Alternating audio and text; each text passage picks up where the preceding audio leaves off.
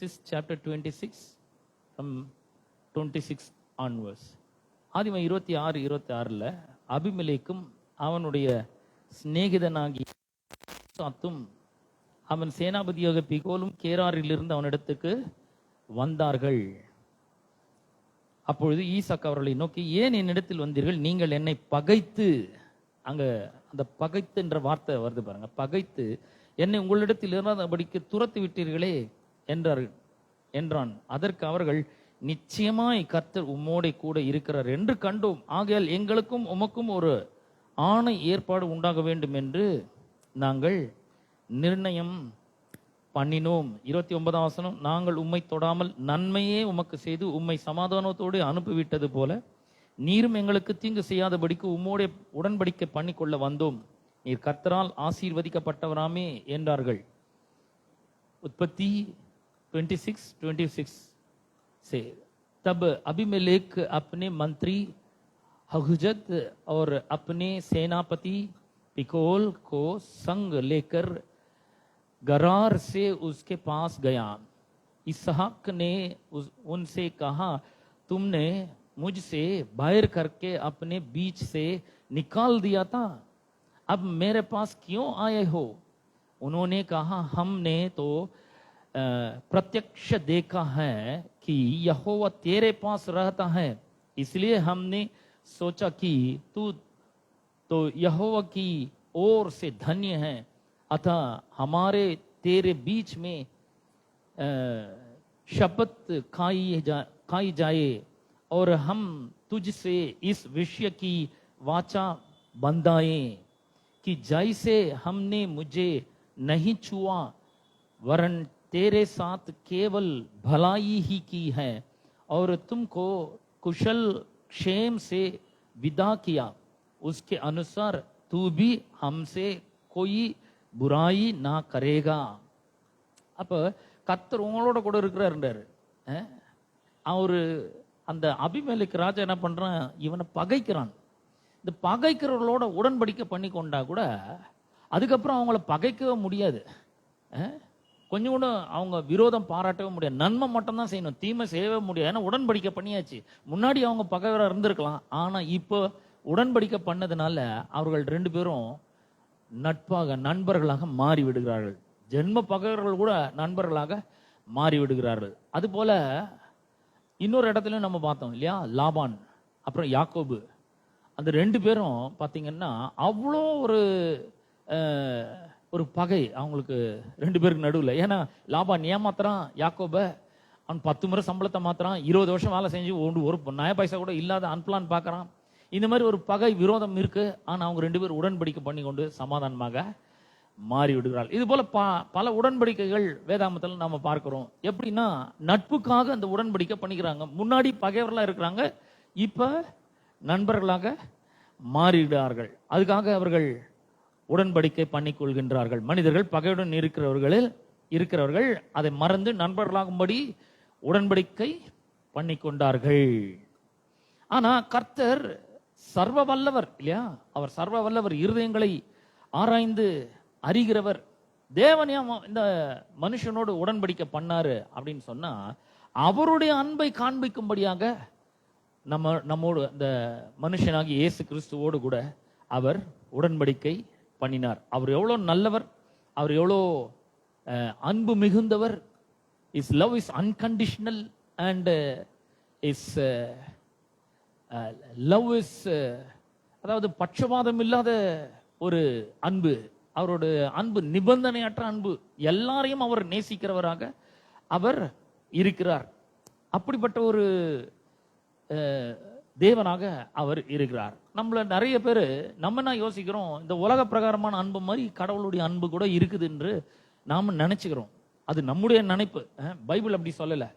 நம்ம என்ன நினைக்கிறோம், கடவுளோட அன்பு கூட உலக பிரகாரமா எப்படி அன்பு செலுத்துறாங்க அந்த மாதிரி அன்பு தான் கடவுள் நம்ம மேல செலுத்துகிறாரு அப்படின்னு நம்ம நினைக்கிறோம். எப்படி நினைக்கிறோம்? கர்த்தர் ஒரு பெரிய நியாயாதிபதியா இருக்கிறார், அவர் சர்வ வல்லமுள்ள தேவனா இருக்கிறார், இருதயங்களை ஆராய்ந்து அறிகிறவராக இருக்கிறார், அவரை கோபத்தை காட்டுறவராக தண்டனை அளிக்கிறவராக மட்டுமே பார்க்கிறார்கள். அப்படிப்பட்ட விதத்துல கடவுளை பார்க்கிறார்கள். many people or many Christians see Jesus or God as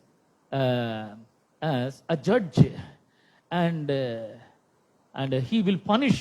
Sometimes he will punish for our shortcomings and for our sins.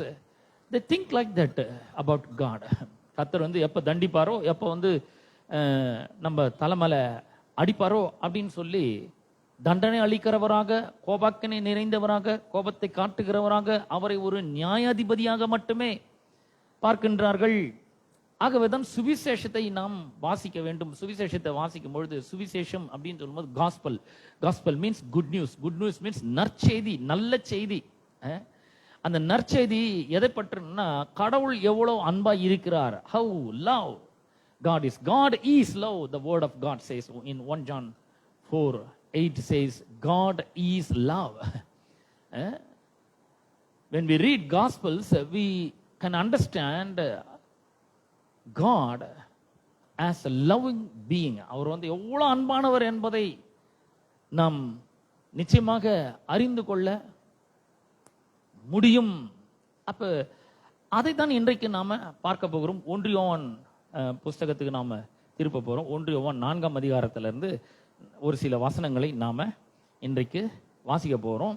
எப்படி இந்த உடன்படிக்கையின் அன்பை பற்றி நாம பார்க்க போறோம். தேவன் வெறும் நியாயாதிபதியாக அல்ல, அவர் வந்து தண்டனை கொடுக்கிறவராக அல்ல, அவர் நம்மை மிகவும் நேசிக்கிறவராக, அன்பு செலுத்துகிறவராக இருக்கிறார். இந்த உடன்படிக்கையின் மூலமாக தம்முடைய அன்பை அவர் வெளிப்படுத்தி காண்பித்திருக்கிறார் என்பதை இந்த வசனங்கள் மூலமாக இன்றைக்கு நம்ம பார்க்க போறோம். உடன்படிக்கையில எப்படி பகைவர்கள் கூட நண்பர்களாக மாறி விடுகிறார்கள். உடன்படிக்கையின் உணவை பத்தி நம்ம பார்த்தோம் போன வாரத்துல.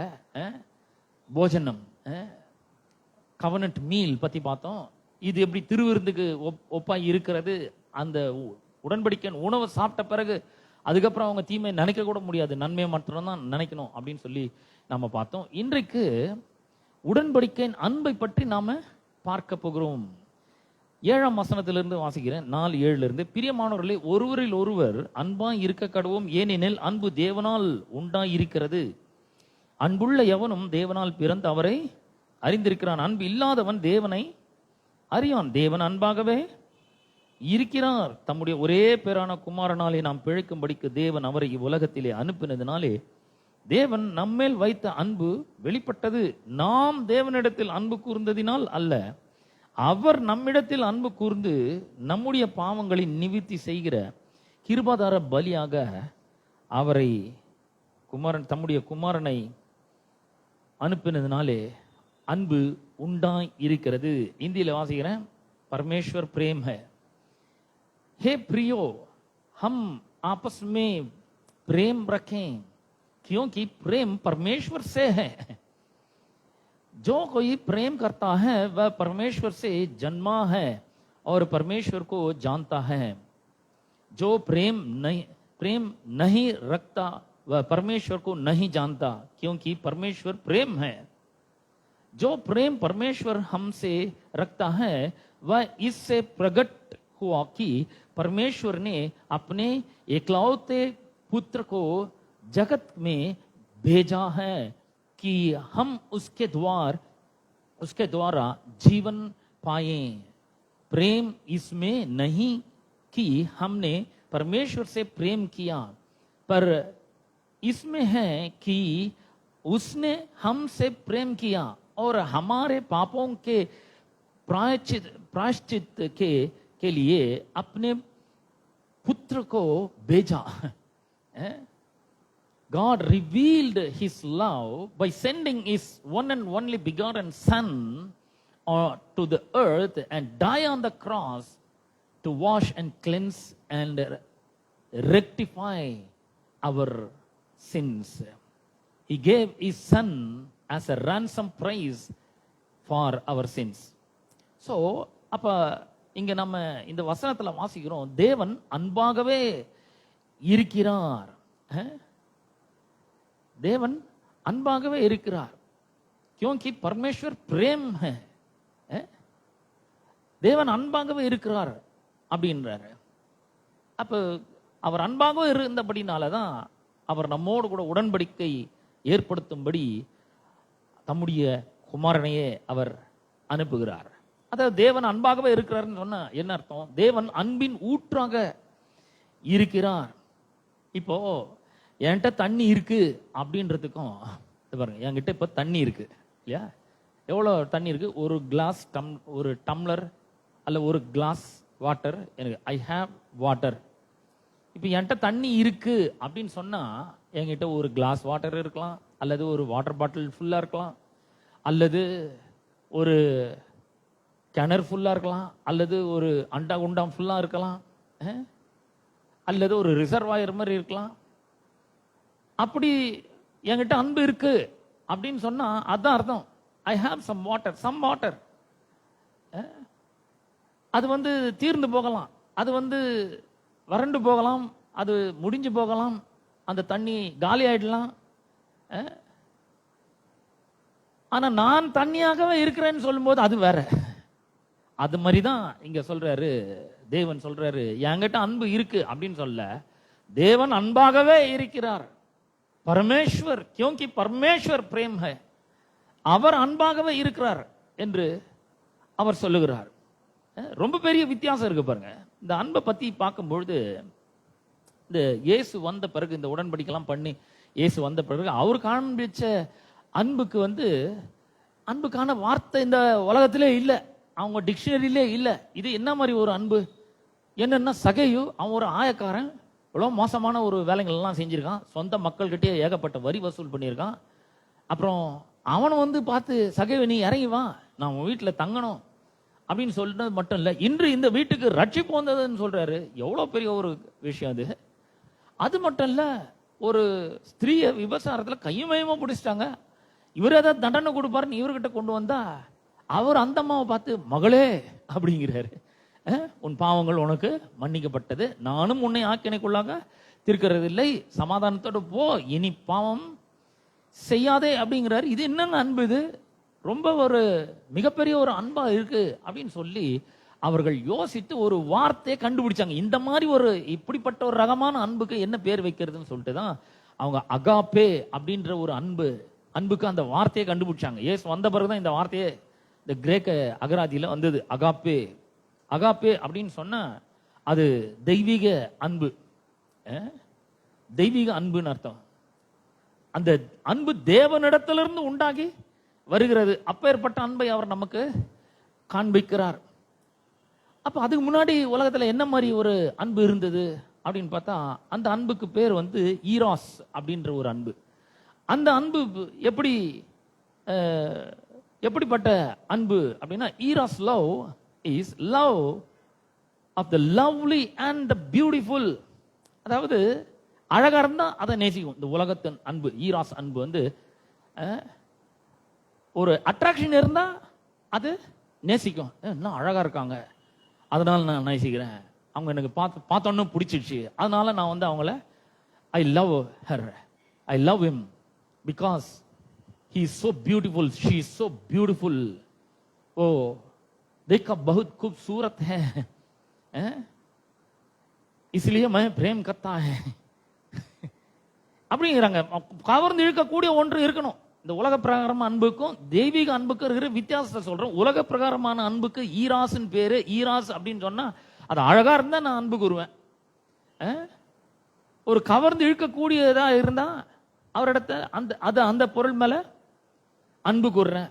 ஆனா அந்த பொருளோ அந்த நபரோ அவலட்சணமாய், அழகா இல்லாமல் அவலட்சணமாய் இருந்தால் அவரை அன்பு கூறுறதுன்றது நினைத்து கூட பார்க்க முடியாத ஒன்றா இருந்தது. இந்த அன்பு தான் உலகத்தில் இருந்தவங்களுக்கு தெரியும். இந்த அன்பு தான் இந்த உலகத்தில் இருக்கிறவர்கள் அறிந்து வைத்திருந்தார்கள். ஆகவேதான் பாருங்க, ஏதாவது ஒரு விளம்பரம் அப்படின்னா கூட, ஏதாவது ஒரு அட்வர்டைஸ்மெண்ட் அப்படின்னு சொன்னா கூட, அந்த அட்வர்டைஸ்மெண்ட் என்னவோ ஒரு பேஸ்ட்டுக்கு தான் அட்வர்டைஸ்மெண்ட். ஆனா நல்ல அழகான ஒரு பொண்ணை பிடிப்பாங்க.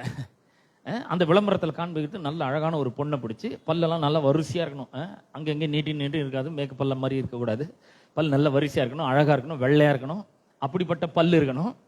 கொஞ்சம் நீட்டி இருந்தால் அவங்களாம் ரிஜெக்ட் பண்ணுவாங்க. கருப்பா இருக்கக்கூடாது, அவங்க அவலட்சணமா இருக்கக்கூடாது, அழகா இருக்கணும். விற்க போறது என்னது? பேஸ்ட் தான். ஆனா அழகா இருந்த ஒரு பொண்ணை வந்து என்ன பண்றாங்க, போய் பிடிக்கிறாங்க அந்த விளம்பரத்துக்கு. அந்த விளம்பரத்துல நடிக்கிறதுக்காக அந்த மாதிரி ஒரு பொண்ணை பிடிக்கிறாங்க. ஏன்னா அவங்களுக்கு நல்ல தெரியுது, அழகா இருந்தா தான் நீங்க அதை வாங்குவீங்க, அட்ராக்ஷன் இருந்தா தான் அதை நீங்க உங்களுக்கு அந்த பேஸ்ட் உங்களுக்கு பிடிக்கும், அட்ராக்ஷன் இருந்தா தான் அந்த நூடுல்ஸ் உங்களுக்கு பிடிக்கும், அட்ராக்ஷன் இருந்தா தான் அந்த பிஸ்கட் உங்களுக்கு பிடிக்கும், அட்ராக்ஷன் இருந்தா தான் அந்த ஜாம் உங்களுக்கு பிடிக்கும். இப்போ இன்னைக்கு பாருங்க, வர விளம்பரம் எல்லாமே வந்து பாத்தீங்கன்னா சம்பந்தம் இல்லாம இருக்கும். அது நம்மளுக்கு பிடிச்ச ஒன்றும் வாங்கி சாப்பிட்றது இல்லை. நம்ம வந்து பார்க்குறோம், இன்ஸ்டாகிராமில் ரீல்ஸ் பார்க்குறோம், யூடியூப்ல பார்க்குறோம், த்ரெட்ஸில் பார்க்குறோம், இன்னும் நம்ம இருக்குது நிறைய.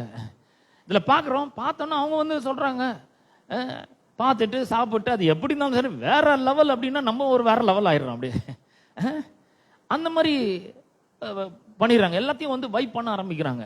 இது ரொம்ப நல்லா இருக்குது, பிடிக்குது ரொம்ப, I love it, I just love it அப்படிங்கிறாங்க. ஏன்னா அவங்களுக்கு இந்த உலகத்தில் இருக்கிற இந்த பிசினஸ் மேன்களுக்கு கரெக்டா தெரியும், உங்களை கவர்ந்து இழுக்கக்கூடிய ஒன்று இருந்தா கண்டிப்பா அது உங்களுக்கு பிடிச்சிரும், அழகு இருந்துச்சுன்னா கண்டிப்பா உங்களுக்கு அது பிடிச்சிரும் அப்படின்ட்டு அவங்களுக்கு நல்லா வழங்குது பாருங்க. அதனால தான் அப்படிப்பட்ட கேர்ள்ஸை கொண்டு வந்து போடுறாங்க. நல்லா நடிகைகளை கூட நீங்க எடுத்துக்கிட்டீங்கன்னா அழகா இருக்கணும், பார்க்கறதுக்கு கொஞ்சம் லுக்கா இருக்கணும், அப்படிப்பட்டவங்க தான் அந்த துறையில சாதிக்க முடியும். ஒருவேளை அப்படி இல்லைன்னா கூட ஓரளவுக்கு இருந்தா கூட மேக்கப் எல்லாம் போட்டு கொஞ்சம் நல்ல மாதிரி காமிச்சிடுறாங்க அவங்க, அது வேற விஷயம். ஆனா ஒரு அட்ராக்ஷன் இருக்கணும். அப்படிப்பட்டதான் இந்த உலகம் பெறக்கூடிய ஒரு அன்பாக இருந்தது. உலகத்துக்கு அப்படிப்பட்ட ஒரு அன்பு தான் தெரியும். அழகா இருக்கணும், அட்ராக்ஷனா இருக்கணும். அழகா இருந்துச்சுன்னா பிடிக்குங்க எனக்கு, அட்ராக்ஷனா இருந்தா எனக்கு பிடிக்கும் அப்படிங்கிறாங்க. சிலர் என்ன பண்றாங்க, சிலர் வந்து சொல்றாங்க, இல்ல இப்போ ஒரு ஒரு ஒரு பெண்ணையோ ஒரு பையனையோ பிடிக்குது அப்படின்னு சொன்னா ஏன் பிடிக்கிறாங்கன்னா, பார்க்கறதுக்கு ரொம்ப ஹேண்ட்ஸம்மா இருக்கிறாருங்க அவர் ஸ்டைல் என்ன, அவர் அழகு என்ன அப்படிங்கிறாங்க. அதனாலே எனக்கு பிடிச்சிருச்சு அவருக்கு, அவர் எனக்கு ரொம்ப பிடிக்குது அப்படிங்கிறாங்க. இந்த பொண்ணு எனக்கு வந்து பார்த்தோன்னு ரொம்ப பிடிச்சிருச்சு, ஏன்னா அவ்வளோ அழகா இருக்கிறாங்க, இந்த மாதிரி நான் வேற எந்த பொண்ணையுமே பார்த்ததே கிடையாது அப்படின்னாங்க. இந்த மாதிரி ஒரு ஆளு நிறைய பேர் இருக்காங்க, ஒரு ஆள் இல்லை நிறைய பேர் இருக்கிறாங்க. பைபிள்ல நீங்க பார்த்தீங்கன்னா நியாயாதிபதிகள் புஸ்தகத்துல ஒருத்தரை பத்தி நம்ம வாசிக்கிறாங்க. நியாயாதிபதிகள் புஸ்தகத்துல 12ஆம் அதிகாரத்துல நம்ம வாசிக்கும் பொழுது ஒருத்தனை பத்தி நம்ம அங்க வாசிக்கிறோம். அவர் என்ன சொல்றாரு பாருங்க, 14ஆம் அதிகாரம் நியாயாதிபதிகள், judges chapter 14, judges chapter 14 from 1 onwards I'm going to read. சிம்சோன் திம்னாத்துக்கு போய் திம்னாத்திலே பெலிஸ்தரின் குமாரத்திகளில் ஒரு பெண்ணை கண்டு பார்த்துட்டாரு. இப்ப இவரு யாரை பார்த்துக்கிறாரு, ஒரு பெண்ணை பார்த்துருக்கிறாரு. அந்த பெண்ணை பார்த்த உடனே ஒரு சொல்ற இது பாருங்க, திரும்ப வந்து தன் தாயையும் தகப்பனையும் நோக்கி, திம்னாத்திலே பெலிஸ்தரின் குமாரத்திகளில் ஒரு பெண்ணை கண்டேன், அவளை எனக்கு கொள்ள வேண்டும் என்றான். அப்பொழுது அவன் தாயும் அவன் தகப்பனும் அவனை நோக்கி, நீ போய் விருத்த சேதனமில்லாத பெலிஸ்தரிடத்தில் ஒரு பெண்ணை கொள்ள வேண்டியது என்ன? உன் சகோதரின் குமாரத்திகளிலும் எங்கள் ஜனம் அனைத்திலும் பெண் இல்லையா என்றார்கள். சிம்சோன் தன் தகப்பனை நோக்கி, அவள் என் கண்ணுக்கு பிரியமானவள், அவளையே எனக்கு கொள்ள வேண்டும் என்றான். பார்க்கறதுக்கு குட் லுக்கிங், எவ்வளோ பிரமாதமா வசனத்துல சொல்லி இருக்கு பாருங்க. 3 वचन न्यायियों 14:1 से। शिमशोन तिम्ना को गया और तिम्ना में एक पलिश्ती स्त्री को देखा. இங்க இருந்து ஆரம்பிக்குது எல்லாமே. Everything starts from here. तब उसने जाकर अपने माता पिता से कहा, तिम्ना में मैंने एक पलिश्ती स्त्री को देखा है, अतः अब तुम उससे मेरा विवाह करा दो. उसके माता पिता ने उससे कहा, क्या तेरे भाइयों की बेटियों में या हमारे सब लोगों में कोई स्त्री नहीं है कि तू कतनाहीन पलिश्तियों में की स्त्री से विवाह करना चाहता है? शिमशोन ने अपने पिता से कहा, उसी से मेरा विवाह करा दे, क्योंकि मुझे वही अच्छी लगती है. ये क्या बात है? என்ன மாதிரி சொல்லுவாரு, அச்சி லக்தி ஹை. பார்த்த உடனே ஒரு என்ன பண்றாரு, காதல்ல விழுந்துடுறாரு. Many people like Shimshon, when they saw a girl, खूबसूरत girl, बहुत अच्छी लड़की, देखा तो they fall in love with her. Because she is very beautiful, she is very attractive, and கவர்ந்து இழுக்கக்கூடிய விதத்தில் இருக்கிற அந்த பொண்ணு. அவங்க அப்பா அம்மா சொல்றாங்க, எவ்வளோ சொல்றாங்க, அப்பா என்னப்பா நம்ம ஊர் பொண்ணை பாரு, நம்ம ஆட்களில் யாராவது ஒரு பொண்ணை பார்த்தோம், இல்லை இல்லை எனக்கு அவ தான் வேணும் அப்படிங்கிறான். அப்போ இந்த உலக பிரகாரமான அன்பு எப்படிப்பட்ட ஒரு அன்புனா, அது அழகா இருக்கணும், கவர்ந்து இழுக்கக்கூடிய ஏதாவது ஒன்று அங்கே இருக்கணும், அப்பதான் அதை விரும்புகிறார்கள். அதை அதுதான் அன்புன்னு சொல்றாங்க. அநேக நேரங்களில் திருமண உறவுல கூட அப்படி ஆயிடுது பாருங்க. கல்யாணம் ஆகும்பொழுது அவங்க நல்லா ஸ்லிம்மா, கொஞ்சம் டயட் கண்ட்ரோலோடு இருந்து கொஞ்சம் நல்ல ஸ்லிம்மா அழகா ஸ்கின் கேர், அந்த கேர், இந்த கேர்லாம், ஹேர் கேர்லாம் கொடுத்துக்கிறாங்க, நல்ல எல்லாம் பண்றாங்க. அப்புறம் கல்யாணம் ஆகி ஒரு 2 குழந்தை பிறந்த பிறகு பார்த்தீங்கன்னா அவங்களுக்கு சாப்பாடு கண்ட்ரோல் போயிடுது, ஜிம்முக்கெல்லாம் போகிறது கிடையாது, அவங்க கொஞ்சம் வெயிட் போட்டுடுறாங்க. they put on some weight. After that the husband said, இந்த பொண்ணை நான் கல்யாணமே பண்ணலங்க, நான் பண்ணதே வேற பொண்ணு அப்படிங்கிறாங்க. அதான் தெரியுமே, கல்யாணம் ஆகி குழந்தை பிறந்த உடனே என்ன பண்றாங்க, பெண்கள்லாம் கொஞ்சம் வெயிட் போட்டுடுறாங்க. ஆனாலே இப்போ அழகு இருந்தால் தான் அன்பு இருக்கும், கவர்ந்து இருக்கக்கூடிய ஒன்று இருந்தால் தான் அன்பு இருக்கும் அப்படின்னு சொன்னா, இந்த அழகை தக்க வைத்துக் கொள்ள வேண்டியது ரொம்ப அவசியமா இருக்குது. அழகு போச்சுன்னா அன்பம் போயிடும். இப்போ கவர்ந்து இருக்கக்கூடிய எதுவும் இல்லைன்னா அன்பம் போயிடும். அப்ப நிறைய நேரங்களில் இது கூட நமக்கு ஒரு பெரிய பிரச்சனையாக இருக்கு. அவன் சொல்றான், நான் ஒரு அழகான பெண்ணை பார்த்துட்டேன், அவளைதான் எனக்கு கல்யாணம் பண்ணணும் அப்படின்னு, அவளை எனக்கு ரொம்ப பிடிக்குது, அவ்வளவுதான் நான் கல்யாணம் பண்ணணும் அப்படின்றாங்க. ஆனா இந்த புதிய ஏற்பாட்டில் அது முன்னாடி ஒன்று சொல்லிடுறேன், சிலர் வெளி அழகை பார்க்குறாங்க, வேற சிலர் என்ன பண்றாங்க, இல்லைங்க அவங்களுடைய குணம் நல்லா இருக்குது, நல்ல அழகான குணசாலியான ஒரு பெண்ணா இருக்கிறாங்க, அந்த கேரக்டர் எனக்கு ரொம்ப பிடிக்குது. அப்ப கூட பாருங்க, உள்ளழகோ வெளி அழகோ ஏதோ ஒண்ணு கவர்ந்து இழுக்குது, ஒண்ணு வெளி அழகு கவர்ந்து இருக்குது, அப்படி இல்லைன்னா கேரக்டர் கவர்ந்து இழுக்குது அவங்கள, ஏதோ ஒண்ணு கவரக்கூடிய ஒண்ணு இருக்கிறதுனால அன்பு அங்க வருகிறது. இதுதான் உலக பிரகாரமான அன்பாய் இருக்கிறது. ஆனா இந்த புதிய ஏற்பாட்டுல, புதிய உடன்படிக்கையில, புதிய ஏற்பாடு முழுவதுமே நீங்க பாத்தீங்கன்னா ஈராஸ்ன்ற வார்த்தையே வரதே கிடையாது. வெறும் அகாப்பேன்ற அன்பு மட்டும்தான், அந்த வார்த்தை மட்டும்தான் வருகிறதா இருக்கிறது. Agape means it comes spontaneously from the heart of God. தேவனுடைய இருதயத்திலிருந்து ஊற்று மாதிரி புறப்பட்டு வருகிற அன்பாக இருக்கிறது. இந்த அன்பு எப்படிப்பட்ட அன்பு, தெய்வீக அன்பு எப்படிப்பட்ட ஒரு அன்பு அப்படின்னு சொன்னா, அது கடவுளுடைய இருதயத்திலிருந்து வருகிற ஒரு அன்பாக இருக்கிறது. இந்த தேவன் நம்மால பாராட்டுகிற அன்பு நம்மகிட்ட எந்த கவர்ச்சியும் அது தேடுறது இல்லை. நாம ரொம்ப அழகா இருக்கணும்னு விரும்புறதில்ல, நல்ல ட்ரெஸ் பண்ணி இருக்கணும், நல்ல வாசனையா இருக்கணும், நல்ல கலரா இருக்கணும், பல்லு வரிசையா இருக்கணும், இதெல்லாம் ஒன்றும் எதிர்பார்க்கறது இல்லை. தேவனுடைய அன்பு எப்படிப்பட்ட அன்புனா, உலக பிரகாரமான அன்பு. ஈராஸ்ன்ற அன்பு அழகா இருந்தா தான் நேசிக்க முடியும், அன்பு கூற முடியும். கவர்ந்து இருக்கக்கூடிய ஏதாவது ஒன்று இருந்தா தான் அன்பு கூற முடியும். அவலட்சணமான ஒண்ணு, அசிங்கமா இருக்கிறத அன்பு கூறவே முடியாது. அது நினைச்சு கூட பார்க்க முடியாத ஒன்று ஒரு அன்பு, அது நினைச்சு கூட பார்க்க முடியாது. ஆனா தெய்வீக அன்புன்றது அவலட்சணமான ஒன்றை கூட அன்பு கூற முடியும். அப்படிப்பட்ட ஒரு அன்பாய் இந்த அன்பு, தெய்வீக அன்பு இருக்கிறது. அவலட்சணமா இருந்தாலும் சரி, அசிங்கமா இருந்தாலும் சரி, நாத்தாச்சாலும் சரி, என்ன பண்ணாலும் சரி, இந்த அன்பு ஸ்டூப் டவுன் ஆகுது, அது குனிந்து நம்மை தேடி வருகிறது. பாருங்க, 12 வருஷம் பெரும்பாடு உள்ள ஒரு ஸ்திரீ எப்படி இருந்திருக்கும்னு கொஞ்சம் யோசிச்சு பாருங்க. அந்த அம்மாவுக்கு 12 வருஷம் வியாதியில இருக்காங்க. அந்த அம்மா இயேசு கிறிஸ்துவோட வஸ்திரத்தின் ஓரத்தை தொட்ட மாத்திரத்துல அவர்கள் சொஸ்தம் அடைந்தார்கள். சொஸ்தம் அடைஞ்ச உடனே இயேசு தம்மிடத்திலிருந்து வல்லமை புறப்பட்டு போனது என்று அறிந்து அவர் கேட்கிறாரு, ஏன்னா தொட்டது யாரு அப்படின்னு. உடனே அந்த அம்மாவுக்கு தெரிஞ்சிச்சு, நம்ம மறைந்திருக்கவில்லை, எல்லாமே அவருக்கு தெரியுது அப்படின்னால முன்னாடி அந்த அம்மா சொல்றாங்க, ஐயா 12 வருஷம் நான் வியாதியில இருந்தேன், நான் இந்த மாதிரி சொல்லி நம்ம பத்தி கேள்விப்பட்டேன், வஸ்திரத்தின் ஓரத்தை தொட்டாலாவது நான் சொஸ்தமாவேன்னு சொல்லி விசுவாசத்தோட தொட்டேன். அப்ப அவர் சொல்ற, மகளே உன் விசுவாசம் உன்னை ரட்சித்தது, உன் வேதனை நீங்கி சுகமா இரு அப்படிங்கிறாரு. ஏன் என்ன தொட்ட இரு ஆசாரியன் சொல்லி உன்னை ஜெயில போடுறேன் நான் சொன்னார். இல்ல, இந்த அன்பு அவலட்சணமான ஒன்றை, பலவீனமான ஒன்றை, அசிங்கமான ஒன்றை, நாட்டம் அடிக்கிற ஒன்றை கூட அன்பு செலுத்த முடியும். அந்த அன்பு பேர் தான் ஈராஸ் அன்பு.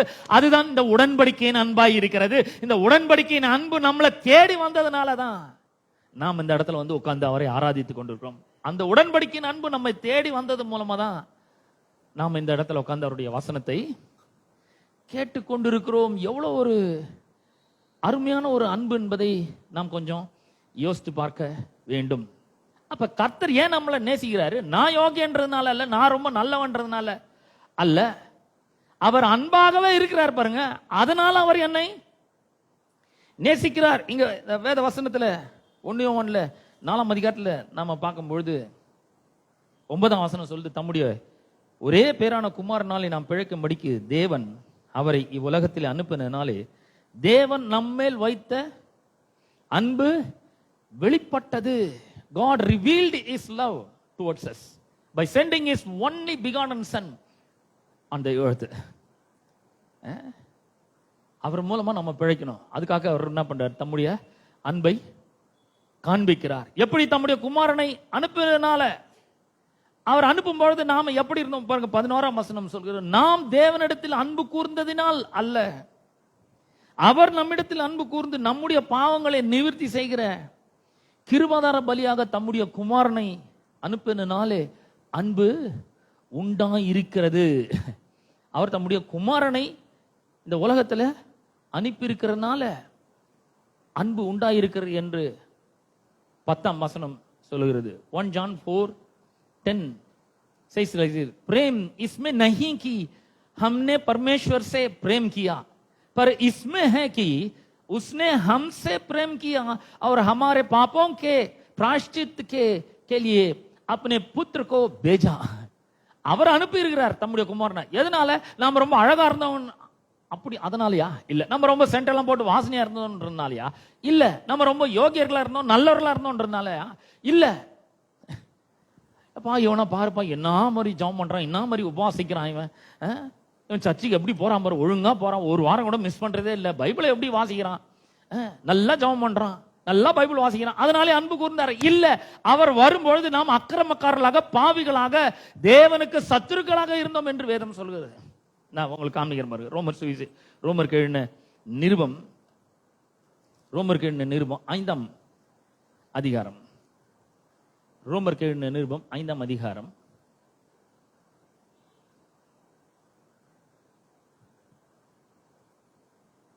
6ஆம் வசனத்திலிருந்து வாசிக்கிறேன். ரோமர் 5:6 அன்றியும் நாம் பலனற்றவர்களாய் இருக்கும் பொழுதே, ஃபர்ஸ்ட் நாம எப்படி இருந்தோம்? பலன் அற்றவர்களாய் இருந்தோம். ஹம் நிர்பல் ஹீதை, பலனற்றவர்களாய் இருந்தோம். இருக்கும் போதே குறித்த காலத்தில் கிறிஸ்து அக்கிரமக்காரருக்காக मरितार भक्तिहीनो 6वां वचन सुनो, क्योंकि जब हम निर्बल ही थे तो मसीह ठीक समय पर भक्तिहीनों के लिए मरा. நாம எப்படி இருந்தோம்? நிர்பல், பக்திஹீனோ. 7ஆம் வசனம், நீதிமானுக்காக ஒருவன் மரிக்கிறது அரிது, நல்லவனுக்காக ஒருவன் மரிக்க துணிவான். 8ஆம் வசனம், நாம் பாவிகளாய் இருக்கையில். 8th verse, परंतु परमेश्वर हम पर अपने प्रेम की भलाई इस रीति से प्रकट करता है कि जब हम पापी ही थे तभी मसीह हमारे लिए मरा. हेलो, हम पापी थे. நம் பாவிகளா இருக்கும் பொழுது கிறிஸ்து நமக்காக என்ன பண்ணாரு? மரித்தார். 10ஆம் வசனம் பாருங்க. 10ஆம் வசனம், நாம் தேவனுக்கு சத்துருக்களாய் இருக்கையில், क्योंकि बैरी होने की दशा में उसके पुत्र की मृत्यु के द्वारा हमारे मेल परमेश्वर के साथ हुआ, तो फिर मेल हो जाने पर उसके जीवन के कारण हम उद्धार क्यों ना पाएंगे. அவர் கேட்கிறாரு, நாம தேவனுக்கு சத்துருக்களாக இருக்கும் பொழுதே அவருடைய குமாரனின் மரணத்தினால் அவரோடு ஒப்புரவாக்கப்பட்டோமானால், ஒப்புரவாக்கப்பட்ட பின் நாம் அவருடைய ஜீவனாலே ரட்சிக்கப்படுவது அதிக நிச்சயமாமே அப்படிங்கிற. எவ்வளவு அற்புதம் பாருங்க. பலனற்றவர்களா இருந்தோம், பாவிகளா இருந்தோம், அக்கிரமக்காரராக இருந்தோம், சத்துருக்களா இருந்தோம். அவர் நம்ம மேல அன்பு கூறும் பொழுது இப்படிதான் நாம இருந்தோம். பாவத்தினுடைய உளையான சேற்றுல, அசுத்தத்துல, நாற்றத்துல இருந்தோம். நம்ம கிட்ட கவர்ந்து இழுக்கக்கூடிய எதுவுமே இல்லை. நம்ம கிட்ட அழகானது எதுவுமே கிடையாது. நம்ம டோட்டலா அசுத்தமா இருந்தோம், நாற்றம் எடுக்கிற ஒரு ஜீவியத்தில் இருந்தோம். நாம ஹம் பாபித்தே பக்திஹீனோதே பைரிதே எப்படிலாம் இருந்திருக்கோம் பாருங்க. But God loves us. He shows his love towards us. அக்கிரமக்காரரா, பலனற்றவர்களா, பாவிகளாக, சத்துருக்களாக, தேவனுக்கு சத்துருக்களா இருந்த நம்மால அன்பு கூறுறாரு. நம்மகிட்ட கவர்ந்து இழுக்கிறதுக்கு ஒண்ணுமே கிடையாதுங்க. நம்ம என்ன அவ்வளோ யோகியர்களா, அவ்வளோ நல்லவர்களா? கிடையவே கிடையாது. இதாங்க உடன்படிக்கையின் அன்பு. எவ்வளவு பெரிய ஒரு அன்புன்றத கொஞ்சம் பாருங்க. அவருடைய அன்பு நிபந்தனையற்ற அன்பு, அவருடைய அன்பு விலைமதிக்க முடியாத அன்பு, அவருடைய அன்பு இஸ் லவ் இஸ் அன்கண்டிஷனல். நிபந்தனையற்ற அன்பு, எண்ணி முடியாத அன்பு, அளவு கடந்த அன்பு அவருடைய அன்பு. இந்த அன்பு எப்படிப்பட்ட அன்பு? தேவனுக்கு சத்துருக்களா இருக்கையில் விரோதிகளை கூட நேசிக்கக்கூடிய ஒரு அன்பாக தேவனுடைய அன்பு இருக்கிறது. நாமெல்லாம் பாவிகளாக, சத்துருக்களாக இருந்த பொழுது தேவன் நம்மிடத்தில் அன்பு கூர்ந்தார். அப்ப இதை பத்தி நம்ம பார்க்கும்பொழுது நமக்கு எப்படி சொல்லி கொடுத்துட்டாங்கன்னா, நம்ம வீட்லயும் சரி, நம்முடைய சர்ச்சிலையும் சரி, எப்படி சொல்லி கொடுத்துட்டாங்கன்னா, நம்ம வீட்டில் கூட நீ ஃபர்ஸ்ட் ரேங்க் எடுத்தினியா உனக்கு நான் ஒரு கிஃப்ட் கொடுக்குறேன். நீ அப்பா அம்மாக்கு கீழ்ப்படிஞ்சினியா, if you obey your parents, if you obey me I will bring you a gift. நம்ம வீட்டில் அப்படிதான் சொல்லி வளர்க்குறோம். நீ ஃபர்ஸ்ட் வா அப்படின்றோம். நீ நல்லா ஜெபம் பண்ணு, நல்லா பைபிளை வாசி, பைபிளே வாசிக்க மாட்டேங்கிற, ஜபமே பண்ண மாட்டேங்கிற, கர்த்தர் எப்படி ஒன்னும் ஆசீர்வதிப்பார் அப்படின்னு சொல்லி கொடுக்குறாங்க. எங்க வீட்டில் எப்படின்னா, சண்டே ஆச்சுன்னா சர்ச்சுக்கு போயிட்டு முதல்ல போயிடணும். சர்ச்செல்லாம் திறந்த உடனே நாங்கள் இருப்போங்க. அங்கே போயிட்டு முழு ஆராதனையும் அட்டன் பண்ணிட்டு வீட்டுக்கு வந்த உடனே நல்ல கறி சாப்பாடு செய்வாங்க. ஆனால் என்ன பிரசங்கம்னு சொன்னாதான் சாப்பாடு கிடைக்கும், இல்லைன்னா போடவே மாட்டாங்க. என்ன பட்னி கடைன்னுவாங்க. நாங்கள் ரொம்ப ஆர்வத்தோட, கடவுள் ரொம்ப நல்லவர், எனக்காக என்னெல்லாம் பண்ணியிருக்கிறார், அவர் சிலுவையில் மரித்தாராமே, உயிரோடு எழுந்தாராமே, எனக்காக என் பாவத்தெல்லாம் மன்னிச்சாராமே, அவர் எவ்வளோ நல்லவர்ன்றதுனால நாங்கள் போய் கேட்கல. கறி சோறு சாப்பிடணுன்றதுக்காக நாங்கள் போய் பிரசங்கத்தெல்லாம் கேட்டோம். இப்போ வீட்டுக்கு போனாக்கா சோறு கிடைக்காதுப்பா, கறி கிடைக்காது, போட மாட்டாங்க அவங்க. ஏதாவது ஒன்று சொல்லணும். அதனால என்னத்தையும் ஒன்று கவனிச்சு சுருக்கமாக ஏதோ ஒன்று சொல்லுவோம். ஏன்னா சோறு கிடைக்கும், அப்போதான், இல்லைன்னா சோறு கிடைக்காது. அதுக்காக போய் அங்கே பிரசங்கத்தை கேட்டோம். அதுக்காக சர்ச்சுக்கு போனோம். சர்ச்சுக்கு போவாத நாளே கிடையாது. சண்டேனா கண்டிப்பா சர்ச்சில் தான் இருப்போம். நாங்கள் சர்ச்சுக்கெல்லாம் போகாமல் இருக்கவும் முடியாது. எங்கள் வீட்டிலலாம் கொன்னே போட்டுருவாங்க. அந்த பேர் ரொம்ப ஸ்ட்ரிக்ட். பிரசங்கம் என்னன்னு சொல்லணும். சும்மா அங்கங்கே வேடிக்கை பார்த்துட்டு நம்ம பாட்டுன்னு ஏதாவது கிரிக்கெட்டு, ஃபுட்பால்லாம் பார்த்துட்டு அங்கே போய் வீட்டிலலாம் சாப்பிடலாம் முடியாது. எங்கள் வீட்டில் அந்த மாதிரி முடியாது. ஸோ அவங்க ஒரு நல்லதுக்காக தான் சொல்றாங்க. ஏன்னா உங்களுக்கு அந்த பழக்கம் ஏற்படணும், வசனத்தை நீங்க படிக்கணும், வசனம் உள்ள போகணும், கர்த்தரை நோக்கி ஜெபிக்கணும். அதனால அவங்க சொல்லி கொடுக்குறாங்க. நீங்க ஜெபிக்கணும், கடவுளுடைய வார்த்தையை வாசிக்கணும், சர்ச்சுக்கு போகணும், பிரசங்கத்தை கேட்கணும். அதுக்காக தான் அவங்க சொல்றாங்க. அவங்க சொல்றது நல்ல நோக்கத்தோட தான் சொல்றாங்க. ஆனா நமக்கு எப்படி பதிஞ்சிச்சுன்னா, நம்ம ஏதாவது ஒரு நல்லது செஞ்சாதான் கடவுள் நம்மள ஆசீர்வதிப்பாரு, நம்ம ஜெபம் பண்ணாதான் ஆசீர்வதிப்பாரு, நம்ம பைபிள் படிச்சாதான் நம்ம பாஸ் பண்ண முடியும், ஜெபம் பண்ணாதான் பாஸ் பண்ண முடியும்ன்ற மாதிரி ஒரு இது கொண்டாங்க. அந்த மாதிரி ஏதாவது ஒரு சப்ஜெக்ட்ல ஃபெயில் ஆன கூட நான் முன்னாடி சொன்னேன் பத்தியா, நீ ஜெபம் பண்ணல, சரியா பைபிளே வாசிக்கல, டெய்லி வாசிக்கணும், வாசிச்சா தானே அவர் ஒன்று ஆசீர்வதிப்பாரு, ஜெபம் பண்ணாதானே நீ பாஸ் பண்ண முடியும். நான் அன்னைக்கா சொன்னல, ஜெபம் பண்ணு, பைபிளை வாசி. இல்லங்க, அவர் நம்ம மேல அன்பா இருக்கிறாருங்க, அதனால நம்ம பைபிள் வாசிக்கணும். அவர் நம்ம மேல அன்பா இருக்கிறார், அவர் நம்ம இடத்துல அன்பு கூறுறாரு. நான் எப்படி இருந்தாலும் சரி, நான் சர்ச்சுக்கு போனாலும் சரி, பிரேயர் பண்ணாலும் சரி, பண்ணலனாலும் சரி, பைபிள் வாசிச்சாலும் சரி, வாசிக்கலனாலும் சரி, இப்போ நான் இது சொல்றதுனால அடுத்த சர்ச்சுக்கு வராமல் இருக்கக்கூடாது, ஜாக்கிரதையா இருக்கு. நல்லா சொன்னாருங்க அவரு, சர்ச்சுக்கே வரலாம் கூட கர்த்தர் நேசிப்பாருன்னு சொல்லிட்டாரு. அவர் அவ்வளோ அன்பு, உடன்படிக்கை அன்பை நான் விசுவாசிக்கிறேன், அடுத்த வாரத்துல மட்டம் போட்டுலாம் அப்படின்னு இப்ப நினைக்க கூடாது. வாரம் வாரம் சர்ச்சுக்கு வரணும், சர்ச்சுக்கு வந்தாதான் இந்த மாதிரி விஷயம்லாம் கத்துக்க முடியும். நல்லா அவர் எப்படி அன்பு கூறுறாரு. அப்ப நம்மளும் நல்ல நோக்கத்துக்காக தான் அவங்க சொல்லி கொடுக்குறாங்க. எப்படியாவது வசனத்தை உள்ள போடணும், நம்ம பிள்ளைகளுக்குள்ள போடணும், அவங்க கீழ்ப்படியணும். அதை கூட பார்த்தீங்கன்னா அப்படி எடுத்துக்கிறோம். ஏதாவது ஒன்று செஞ்சாதான் நம்ம வந்து கர்த்தருடைய அன்பை கெயின் பண்ண முடியும் அப்படின்ற ஒரு நிலைமைக்கு நம்ம வந்துடுறோம். வேற சிலர் எப்படி பண்றாங்கன்னா, நான் முன்னாடி சொல்லிடுறேன், நீங்க எதை செஞ்சாலும் சரி செய்யலைனாலும் சரி கர்த்தர் உங்க மேல அன்பா இருக்கிறாரு. நல்ல அன்பை, தெய்வீக அன்பை உங்களுக்கு காண்பிக்கிறார். ஏன்னா அவர் ஒரு உடன்படிக்கை பண்ணிக்கிறார். அந்த உடன்படிக்கையின் அன்பு நீங்க ஜெபம் பண்ணாலும் பண்ணலனாலும், பைபிள் வாசிச்சாலும் வாசிக்கலனாலும், நீங்க என்ன பண்ணாலும் அந்த உடன்படிக்கையின் அன்பு உங்களை தேடி கண்டிப்பா வரும். அவர் நேசிக்க தான் செய்வார். உங்களை அவர் பகைக்க விடுறதே கிடையாது. உங்க மேல கோபாக்கினை ஊட்டுறதே கிடையாது. உங்களை நியாயம் தீர்க்கிறதே கிடையாது. வேற சிலர் எப்படி பண்றாங்கன்னா, அவங்களுக்கு வந்து ஓவர் கான்பிடன்ஸ் என்னன்னா, இப்ப அவங்க பாருங்க, இவங்கெல்லாம் வந்து இந்த பக்கம் இருக்கிறவங்கலாம் பைபிளே படிக்கிறதுல ஜெபமே பண்றோம். ஆனா இந்த பக்கம் இருக்கிறவங்க, நான் பாரு நான் நல்ல பைபிள் படிக்கிறேன், நல்ல ஜெபம் பண்றேன். சிலர் இந்த வார்த்தை இந்த பக்கம் உட்காந்துக்கிறாங்க. அவங்களும் பாவம் பாரு, அவங்களெல்லாம் பக்கு, ஐயோ நான் அந்த பக்கம் தான் உட்காந்துருந்தேன். நான் ஒரு பேச்சுக்கு சொல்றேன், அவங்களோட நான் ரொம்ப நல்ல பைபிள் வாசிக்கிறேன், அவங்களோட நான் நல்லா ஜெபிக்கிறேன். I pray much, I read my Bible regularly, daily I read 2 chapters a day. Those people are not reading their Bible. Those people are not praying properly. They're not praying daily, morning and night. But I pray daily. I pray continuously. I pray fervently. And I love God. And He must bless me. இதெல்லாம் செய்யறதுனால கர்த்தர் என்ன ஆசீர்வதிச்சுதான் ஆகணும், வர வழி கிடையாது அவருக்கு அப்படின்றாங்க. இந்த ஓவர் கான்பிடென்ட் ரொம்ப தப்பு. நான் கரெக்ட், நான் யோகியன், எனவே கடவுள் என்ன ஆசீர்வதிப்பார். இது இல்ல, ரெண்டுமே தப்பு தான். நான் சொல்றேன், நீங்க பைபிள் வாசிக்கிறதுனால கிடையாது அந்த ஆசீர்வாதம், அவர் உங்களை நேசிக்கிறதுனால அந்த ஆசீர்வாதம் உங்களுக்கு வருது. அவர் உங்க மேல ரொம்ப அன்பா இருக்கிறாரு. நான் பாருங்க நிறைய முறை சொல்லுவேன், father I love you, Jesus I love you, holy spirit I love you so much அப்படின்னு. வண்டியில போகும்போது கூட திடீர்னு I love you so much holy spirit அப்படின்னு சொல்லணும். நம்ம அதை வந்து நம்ம வாயிலிருந்து அவர் வர்றத அவர் விரும்புகிறார். அப்ப நாம இதை செஞ்சாலும் சரி செய்யலனாலும் சரி கர்த்தர் அன்பா இருக்கிறாரு. இதை சொல்லிட்டதுனால நீங்க எதோ ஒன்னும் செய்யலாம்னு நினைச்சுக்காதீங்க, அப்படி கிடையாது. அவர் நம்ம மேல அன்பு கூர்ந்து இருக்கிறார், அதனால நம்மள ஆசீர்வதிக்கிறார். அன்பு கூர்ந்து இருக்கிறார், அதனால கிருபை காண்பிக்கிறார். அன்பு கூர்ந்து இருக்கிறார், உடன்படிக்கையின் மூலமா அன்பு கூர்ந்து இருக்கிறார், அதனால தயவை காண்பிக்கிறார், பிரெஃபரன்ஷியல் ட்ரீட்மெண்ட்டை நமக்கு தருகிறார்.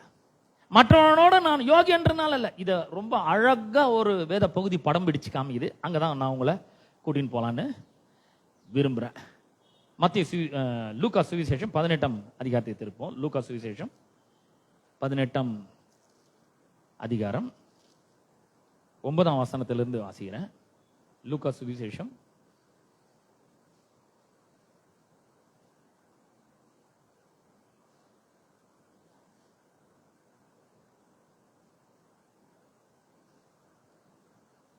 Luke chapter 18:9 onwards. அன்றியும் தங்களை நீதிமான்கள் என்று நம்பி மற்றவர்களை அற்பமாய் எண்ணின சிலரை குறித்து அவர் ஒரு ஓமையை சொன்னார். இந்த ஓமையே எதுக்கு அப்படின்னா, தங்களை நீதிமான் நினைச்சு தங்களுடைய நீதியினோட வெளிச்சத்துல மற்றவங்களை அற்பமா என்றாங்க சிலர். நான் நிறைய பைபிள் வாசிக்கிறேன், நான் நிறைய ஜெபம் பண்றேன், அவரோட எனக்கு ரொம்ப நிறைய வெளிப்பாடுகள் இருக்கு, அவரோட நான் நிறைய அந்நிய பாஷையில பேசுறேன், இருக்கட்டும் பரவாயில்ல, அதை பத்தி இப்ப நம்ம சொல்ல போறோம். இப்போ 9ஆம் வசனம் சொல்லுது, சிலரை குறித்து மற்றவங்களும் அற்பமா என்னென்ன சிலரை குறித்து ஒரு ஓமையை சொன்னார். फरीसी और चुंगी लेने वाले का दृष्टांत, उसने उनसे जो अपने ऊपर भरोसा रखते थे कि हम धर्मी हैं और दूसरों को तुच्छ जानते थे, यह दृष्टांत कहा. 10ஆம் வசனத்தை வாசிங்க. 2 மனுஷர் ஜெபம் பண்ணும்படி தேவாலயத்துக்கு போனார்கள். ஒருவன் பரிசேயன், மற்றவன் ஆயக்காரன். 2 मनुष्य मंदिर में प्रार्थना करने के लिए गए. एक फरीसी था और दूसरा चुंगी लेने वाला. 11ஆம் வசனம். பரிசேயன் நின்று, தேவனே, நான் பரிகாரர், அநியாயக்காரர், விபசாரக்காரர் ஆகிய மற்ற மனுஷரை போலவும் இந்த ஆயக்காரனை போலவும் இராததனால் உம்மை ஸ்தோத்திரிக்கிறேன். எவ்வளவு கொழுப்பு பாருங்க அவனுக்கு. हम सोल रहा 11 फरीसी खड़ा होकर अपने मन में यूं प्रार्थना करने लगा, हे परमेश्वर, मैं तेरा धन्यवाद करता हूं कि मैं दूसरे मनुष्यों की समान अंधेर करने वाला, अन्यायी और व्यभिचारी नहीं, और ना इस चुंगी लेने वाले के समान हूं.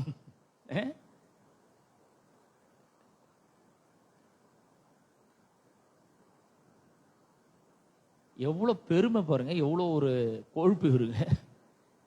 பரிகாரர், அநியாயக்காரர், விபசாரிகள் இவங்கள மாதிரி இல்ல. பக்கத்தில் நிக்கிறான் பாருங்க பின்னாடி ஒருத்தன், அவனை ஆயக்காரன் மாதிரி கூட இல்ல. பரிசேயன் யார் அப்படின்னு சொன்னா, அவங்க வந்து இந்த நியாயப்பிரமாணங்கள் ரொம்ப நன்றாக அறிந்தவர்கள், ரிலிஜியஸ் பீப்புள்.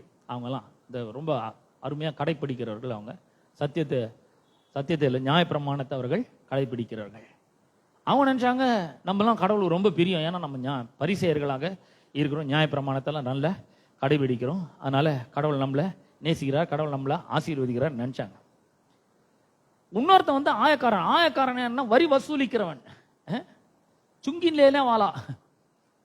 அவன் வந்து அவன் மேல மக்கள் கொஞ்சம் கோபமா இருப்பாங்க, ஏன்னா அவன் வந்து நியமிக்கப்பட்ட வரியோட கொஞ்சம் அதிகமாவே வாங்குவான். அவன் தங்களுடைய மனுஷர்கிட்டயே, யூதர்கள்கிட்டயே நிறைய வரியை வசூலிப்பான்.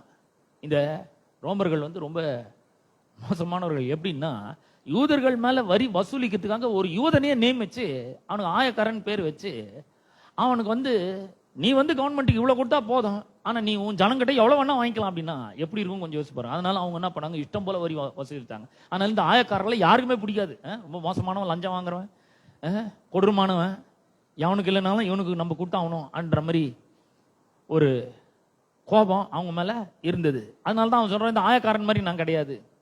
12ஆம் வசனம், வாரத்தில் 2 தரம் உபவாசிக்கிறேன், என் சம்பாத்தியத்தில் எல்லாம் தசம்பாகம் செலுத்தி வருகிறேன் என்று தனக்குள்ளே ஜெபம் பண்ணான். வாரத்தில் 2 நாள், செவ்வாய்க்கிழமை வெள்ளிக்கிழமை நான் ஃபாஸ்டிங் இருக்கிறேன், தசம்பாகத்தெல்லாம் கரெக்டாக கொடுக்குறேன் நான் அப்படிங்கிறான்.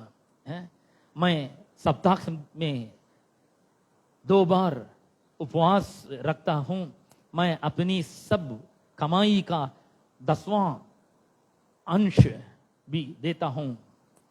தசம்பாகம் கொடுக்கறதையும் உபவாசிக்கிறதையும் ஜெபம் பண்றதையும் ரொம்ப மேன்மை நினைக்கிறோம். இதெல்லாம் பண்ணிட்டாக்கா கடவுள் கண்டிப்பா ஆசீர்வதிச்சா அவனு, வேற வழியே கிடையாது அவருக்கு.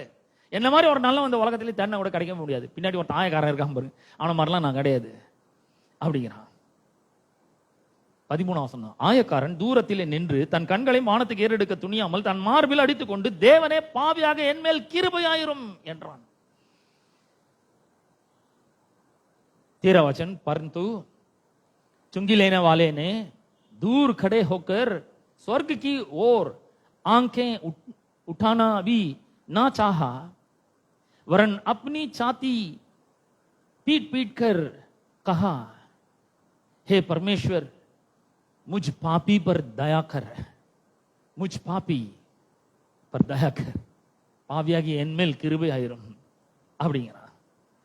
எவ்வளவு பாருங்க, இவன் வந்து எதுவுமே இல்லை, இவனுக்கு நல்லா தெரியுது நம்ம வந்து கடவுளுடைய கிருபை, இரக்கம், தயவு எதுவுமே பெறத்துக்கு தகுதியே கிடையாது. ஆனா கடவுள் ரொம்ப அன்பு மிக்கவர். அவர் அவலட்சணமான எண்ணெய், அசிங்கமான எண்ணெய், ஆயக்காரனாக என்ன கூட அவரால் அன்பு செலுத்த முடியும். ஏன்னா அவர் உடன்படிக்கை பண்ணி இருக்கிறார். அவருடைய அன்பு மிகவும் பெரியது, என்னுடைய பாவத்தை காட்டிலும் அவருடைய அன்பு பெரியதுன்னு அவன் நினைக்கிறான் பாருங்க. அதனால மார்பில் அடித்து கொண்டு पीट पीट कर कहा, हे परमेश्वर मुझ पापी पर दया कर, பாவியாகி என்மேல் கிருபையாயிரும். 14ஆம் வசனம், அவன் அல்ல இவனே நீதிமானாக்கப்பட்டவனாய் தன் வீட்டுக்கு திரும்பி போனான் என்று உங்களுக்கு சொல்லுகிறேன். ஏனெனில் தன்னை உயர்த்துகிறவன் எவனும் தாழ்த்தப்படுவான், தன்னை தாழ்த்துகிறவன் உயர்த்தப்படுவான் என்றான். 14 वचन, मैं तुमसे कहता हूं कि वह दूसरा नहीं परंतु यही मनुष्य धर्मी ठहराया जाकर अपने घर गया, क्योंकि जो कोई अपने आप को बड़ा बनाएगा वह छोटा किया जाएगा, और जो अपने आप को छोटा बनाएगा वह बड़ा किया जाएगा. அவன் கிடையாது உபவாசிச்சவன், தசம்பாங்க கொடுத்தவன், வாரத்தில் 2 நாள் உபவாசிச்சவன், தசம்பாங்க கொடுத்தவன், பரிகாரர், அநியாயக்காரர், விபச்சாரிகள் இவங்கள போல இல்ல, ஆயக்காரனை போல இல்ல. நான்லாம் வந்து உத்தமன், நீதிமான், யோகியன், நான் ரொம்ப நல்லவன், கடவுளை ஆசீர்வதிக்காம போக முடியாது, இது கண்டிப்பா அவர் ஆசீர்வதிச்சு ஆகணும்னு சொன்னா பாருங்க. அவன் கிடையாது. பாவியாகி என்மேல் கிருபையா இரும் சொன்னா பாருங்க. हे परमेश्वर मुझ पापी पर दया कर சொன்னா பாருங்க. அவன்தான் நீதிமானாக்கப்பட்டவனாய் தன்னுடைய வீட்டிற்கு போனான். சிலர் என்ன பண்றாங்க, தங்களுடைய நடக்கை நிமித்தம் தேவன் நம்மில் அன்பு கூறுவார் என்று எண்ணுகிறார்கள். சிலர் என்ன பண்றாங்க, பரலோகத்துக்கு கூட வானத்துக்கு நேர கூட தன்னுடைய கண்களை ஏறெடுக்க துணியாமல் ஆவியாகி என்மேல் கிருபையா இரும் என்று சொல்லுகிறார்கள். பாருங்க, கடவுள் மிகவும் அன்பு மிக்கவராய் இருக்கிறார். அவர் தயவு மிக்கவராய் இருக்கிறார். நம்மிடத்திலே அன்பு கூறுகிறவராய் இருக்கிறார். கர்த்தர் இரக்கமுள்ளவர், அன்புள்ளவர். நான் ஒருவேளை தவறு செஞ்சிருக்கலாம், ஆனா அவரிடம் போனா இரக்கம் கிடைக்கும் அப்படின்றத இந்த சுங்கிலேனவாலே அப்படி பிரார்த்தனை பண்றான். ஆயக்காரன் அந்த விதத்துல ஜெபிக்கிறான். அவர்கிட்ட போனா நிச்சயமாய் நான் ஒருவேளை மோசம் பண்ணிருக்கலாம், நான் ஒருவேளை ஜனங்களை ஏமாத்திருக்கலாம், நான் ஒருவேளை தவறுகளை செஞ்சிருக்கலாம். ஆனா அவர்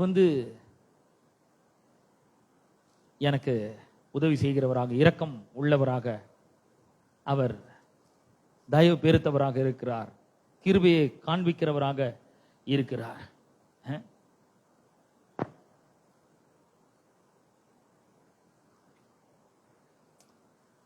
ஓ, இதை விளக்கிறதுக்கு இன்னொரு வசனத்தையும் கூட நான் உங்களுக்கு வாசித்து காண்பிக்க விரும்புகிறேன்.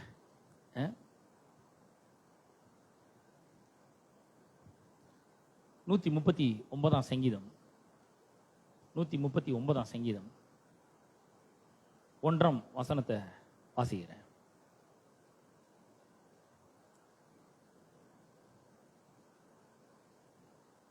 Psalm 139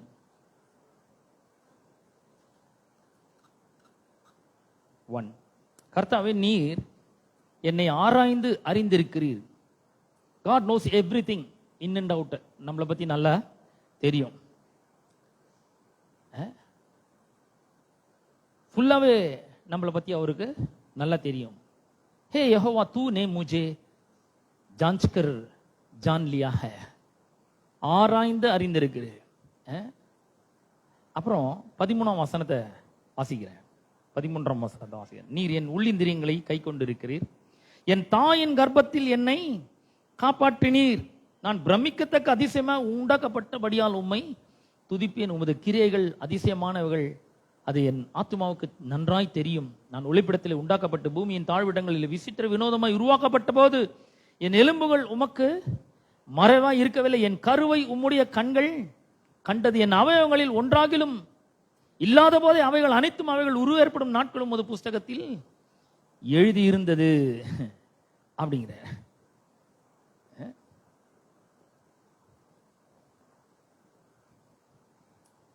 அப்ப கர்த்தர் இன்னொரு இடத்துல சொல்றாரு, தீர்க்கதரிசன புஸ்தகத்துல, அநாதி சிநேகத்தால் நான் உன்னை சிநேகித்தேன் அப்படிங்கிறார்.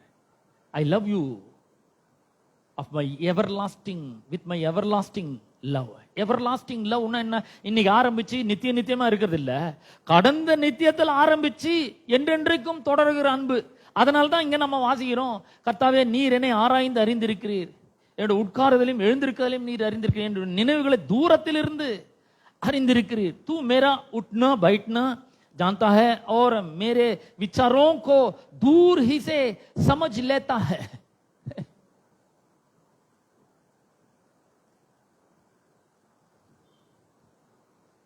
தூரத்திலிருந்து நினைவுலாம் அறிகிறார்.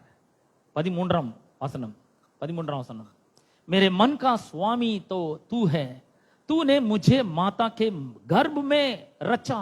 பாருங்க, மாதா கே கர்ப்ப மே, தாயின் கருவில உருவாகும் போதே, உருவாகும் முன்ன அப்படிங்கிறாரு. தாயின் கர்ப்பத்தில் என்னை காப்பாற்றினீர். எரேமியா தீர்க்கதரிசன புத்தகம் சொல்ற, தாயின் கருவில் உருவாகும் முன்னே நான் உன்னை அறிந்தேன், கர்ப்பத்திலிருந்து வெளிப்படும் முன்னே நான் உன்னை பரிசுத்தப்படுத்தினேன். எப்போ தான் அவர் நேசிக்கிறாரு? நாம உருவாக்கத்துக்கு முன்னாடி தான் அவர் நம்ம நேசிக்கிறாருங்க. 13 வசனம் சொல்லுது, तूने मुझे माता के गर्भ में रचा, मैं तेरा धन्यवाद करूंगा, इसलिए कि मैं भयानक और अद्भुत रीति से रचा गया हूं. तेरे काम तो आश्चर्य के हैं और मैं इसे भली भांति जानता हूं. जब मैं गुप्त में बनाया जाता और पृथ्वी के नीचे स्थानों में रचा जाता था, जब मेरी हड्डियां मुझसे छिपी ना थी, तेरी आंखों ने मेरे बेठौल तत्व को देखा, और मेरे सब अंग जो दिन दिन बनते जाते थे, वे रचे जाने से पहले तेरी पुस्तक में लिखे हुए थे. தாயின் கர்ப்பத்தில் உருவாகிறதுக்கு முன்னாடி இருந்து அவர் நம்மளை நேசிக்கிறாரு. அதாவது இப்ப என்ன எடுத்துக்கினீங்கன்னா, நான் இன்னும் பிறக்கவே இல்லை, என் தாயின் கர்ப்பத்தில் நான் இன்னும் உருவாகவே இல்லை, அதுக்கு முன்னாடியில இருந்து அவர் அன்பு கூறுறார். He loves me with his everlasting love. This love starts before I was formed in my mother's womb. Hello, can you understand this love? This is the love of the covenant. This is the covenant love. Before I was formed in my mother's womb, God loves me so much. என்னுடைய எலும்புகளை அவர் அவையெல்லாம் உருவேற்படும் நாள் முதற்கொண்டு அவருடைய புஸ்தகத்தில் எழுதுகிறார். என்னுடைய கருவை அவருடைய கண்கள் கண்டது. தாயின் கர்ப்பத்தில் அவர் என்னை காப்பாற்றுறார். Because so much of love, He protects me in my mother's womb. அவர் காப்பாற்றலன்னா நான் எப்படிங்க இங்க வந்திருக்க முடியும்? அந்த அன்பு எவ்வளோ அற்புதமான ஒரு அன்பு. இந்த அன்பை விவரிக்கவே முடியாதுங்க. இந்த அன்பை விளக்கி சொல்லவே முடியாது. வார்த்தைகள் போதாது. எவ்வளவு சொன்னாலும் இது வழங்க வைக்கவே முடியாது. ஆனா ஒரு சின்ன உதாரணத்தை கொடுத்தா அது உங்களுக்கு கொஞ்சம் விளங்கும்னு நினைக்கிறேன். இப்போ ஒரு சின்ன பிறந்த குழந்தைய எடுத்துக்கோங்க. இந்த குழந்தை ஏற்கனவே 10 மாசம் நிறைய உபத்திரவங்களை அம்மாவுக்கு கொடுத்துட்டு தான் அது வெளியே வருது.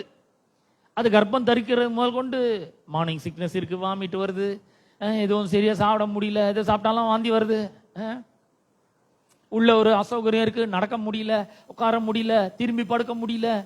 சில கர்ப்பிணி பெண்கள் திரும்பி படுக்கணும்னா அப்படியே நம்மள மாதிரி திரும்பி படுக்க முடியாது. எழுந்து உட்காந்து லெஃப்ட் சைடு திரும்பணும், எழுந்து உட்காந்து ரைட் சைடு திரும்பணும், அப்படிதான் படுக்க முடியும். இந்த மாதிரிலாம் நிறைய அசௌகரியங்களை கொடுக்குது. பிறக்கும் போது இன்னும் ரொம்ப பெரிய ஒரு அசௌகரியம். பல இன்னல்களை, துன்பங்களை, கஷ்டங்களை, வேதனைகளை அனுபவிச்சுதான் அந்த குழந்தையே பிறகுது. இந்த குழந்தை பிறந்த உடனே முதல் வேலை போன கொயா கொயா கத்துது பயங்கரமா, வா வான்னு கத்துது பயங்கரமா. இந்த அம்மா இப்போதான் இவ்வளோ வேதனைப்பட்டு இருக்கிறாங்க.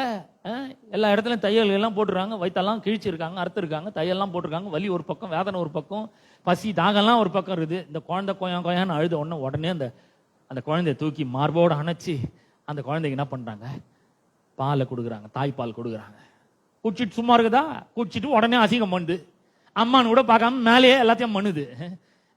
ஒரே நாத்து அடிக்குது. இந்த குழந்தைனால இந்த அம்மாக்கு ஏதாவது ஒரு 10 பைசா பிரயோஜனம் இருக்கா? ஒன்றும் கிடையாது.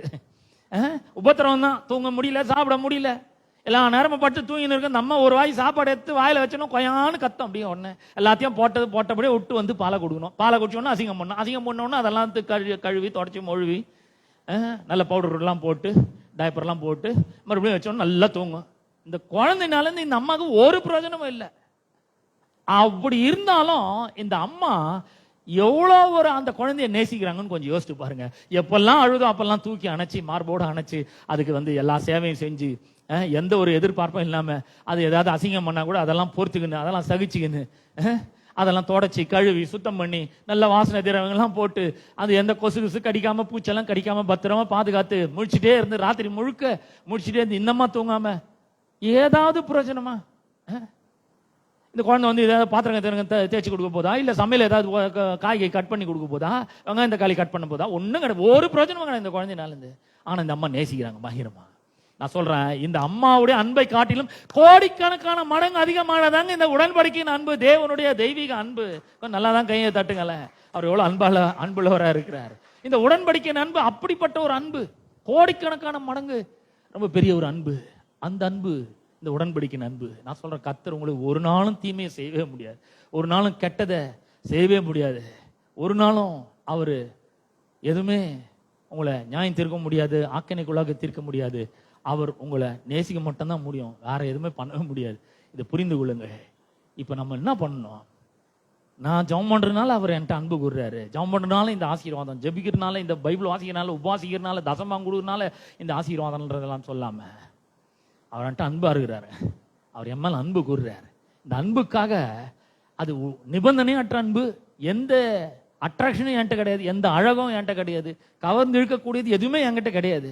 ஆனாலும் அவர் என்கிட்ட அன்பு கூறுறார். பலவீனனா இருந்த பொழுது, குறித்த காலத்துல அக்கிரமக்காரனா இருந்த பொழுது, குறித்த காலத்தை கிறிஸ்து எனக்காக மரித்து இருக்கிறார். அவர் சும்மா வரல, வந்து எனக்காக மரித்தே இருக்கிறாரு, உயிரை கொடுத்துருக்கிறாரு. அந்த விதத்துல என்கிட்ட அன்பு கூர்ந்து இருக்கிறாரு. இந்த அன்பை நான் நினைச்சு பாக்குறேன். அதனால நான் பாவம் செய்யாம பரிசுத்தமாக வாடுறேன். அதனால அவர் என்கிட்ட அன்பா இருக்கிறதுனால நான் உபவாசிக்கிறேன். அவர் என் மேல அன்பா இருக்கிறதுனால நான் பைபிளை வாசிக்கிறேன். அவரோட அன்பா இருக்கிறதுனால நான் ஜெபிக்கிறேன். அவர் என் மேல அன்பா இருக்கிறதுனால இப்போ என்னால தசம்பாகம் கொடுக்க முடியுது. அவர் அன்பா இருக்கிறதுனால வாரம் வாரம் நான் சர்ச்சுக்கு வரேன். ஒரு நாள் கூட மிஸ் பண்ணவே மாட்டேன், எங்கேயும் போக மாட்டேன். ஞாயிற்றுக்கிழமை சர்ச்சுக்கு கண்டிப்பா வருவேன். ஏன்னா அவருடைய உடன்படிக்கையின் அன்பு என்னை இழுத்து கொண்டு வருது. The covenant love compels me to attend the church where his name is praised, honored and exalted, where his living word is preached. I want to go to church every week. Whenever the church is open, I want to go to church and I want to have fellowship with other believers. I want to worship God and I want to praise God. Not because I am so good, because he is so good. Because he loves me so much. His love is unconditional. So I'm going to church. I want to go to church and praise him. I want to worship him and I want to hear the word of God because he loves me so much. என்னால அவருக்கு எந்த பிரயோஜனம் இல்ல, இருந்தாலும் அவர் என் மேல கோடிக்கணக்கான மடங்கு அதிகமா அன்பு கூறுறார். எங்க அம்மாவோட, எங்க அப்பாவோட, என்னுடைய பிஎஃப் ஜிஎஃப் விட, லேசா அப்படி சொல்றேன், உங்களுக்கு புரியும்னு நினைக்கிறேன். என்னுடைய பாய் பெஸ்டி, கேர்ள் பெஸ்டியோட, ஃப்ரெண்ட்ஸ் வித் பெனிஃபிட்டை விட, எல்லாரோட கர்த்தர் என் மேல ரொம்ப அன்பா இருக்கிறார். அவர் என் மேல அன்பா இருக்கிறதுனால நான் பைபிளை வாசிக்கிறேன். அவர் என் மேல அன்பா இருக்கிறதுனால அவர் என்ன ஆசீர்வதிக்கிறார். இப்படி யோசிச்சு பார்த்தா நம்மளுக்கு கரெக்டா இருக்கும். அந்த உடன்படிக்கையின் அன்பு உங்களை சந்தித்து இருக்கிறது. அந்த உடன்படிக்கையின் அன்பை அவர் ஒவ்வொரு நாளும் உங்கள் மேல காண்பிக்கிறவராய் இருக்கிறார். ஆமென். இந்த உடன்படிக்கையின் அன்பை விசுவாசிங்க. இந்த அன்பை விசுவாசிக்கும் பொழுது ஜபம் ரொம்ப ஸ்ட்ராங்கா இருக்கும், ஜபம் ரொம்ப பவர்ஃபுல்லா இருக்கும். இந்த அன்புனால அவர் என்னோட ஜபத்தை கேட்கிறாரு. நான் நல்லவன், நான் யோகியன், நான் ரொம்ப உபவாசிக்கிறேன், நான் தசம்பாங்க கொடுக்க, அதனால என் ஜபத்தை அவர் கேட்டு தான் இல்ல. இல்ல, அவர் என் மேல அன்பா இருக்கிறாரு, அதனால என் ஜபத்தை கேட்கிறாரு. He loves me so much. प्रभु हमारे सब प्रार्थनाओं सुनते हैं. हालेलुया. क्योंकि वो मेरे लिए प्रेम करता है. ஆமென். அவர் என் மேல ரொம்ப அன்பா இருக்கிறதுனால என்னுடைய ஜபத்தை கேட்கிறார். இப்படி யோசிச்சா கரெக்டா வரும், எல்லாமே கரெக்டா வரும். So God loves you so much. Remember that. Every day you must remember that God loves you so much. My God loves me so much. அதுதான் உடன்படிக்கையின் அன்பு. நம்ம என்ன செஞ்சாலும் செய்யலைனாலும் அவர் நம்மிடத்தில் அன்பு கூறுகிறார். இதை மட்டும் நல்ல ஞாபகம் வச்சுங்க, மறக்கவே கூடாது இதை. ஆமென். கர்த்தர் உங்களை ஆசீர்வதிப்பார். நாம் யாரும் எழுந்து நிற்போம், எல்லாரும் எழுந்து நிற்போம். கேட்ட சத்தியத்திற்காக நாம் கர்த்தருக்கு நன்றி செலுத்துவோம்.